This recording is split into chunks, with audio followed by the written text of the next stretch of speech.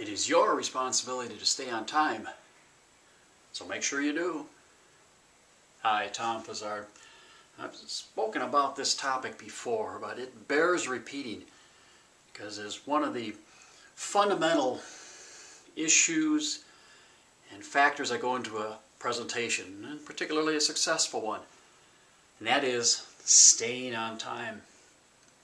I was reminded of this recently during a conference. Situation was that in fact he was the first presenter of a keynote address. He ran really long. I think he sensed it too at one point. He turns to the hosts and asks, "How am I doing on time?" Not that host's responsibility.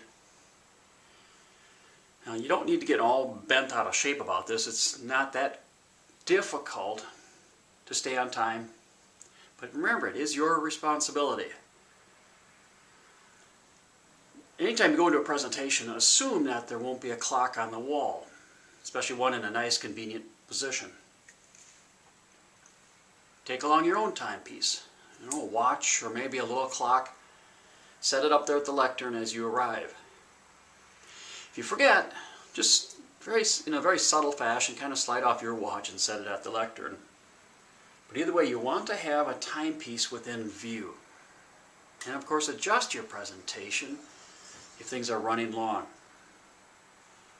You should have rehearsed and got a pretty good feel for your presentation. But even so, sometimes you can run a little long, especially with questions. Which is another factor that came into play during this presentation, was that he was accepting questions and sometimes the dialogue kind of got out of hand. But make sure to stay on time, stay focused on time. Turns out the next presenter, realizing that things had run long and that her portion was shortened, went through her material. She adjusted. And I felt kind of bad for her because while she covered most of her material, she burned through at least one section.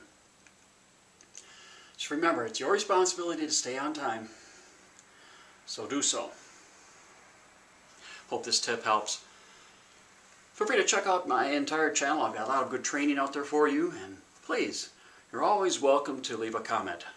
Love to hear what you have to say. This is Tom Pizzard from Wisconsin saying good luck in your next presentation.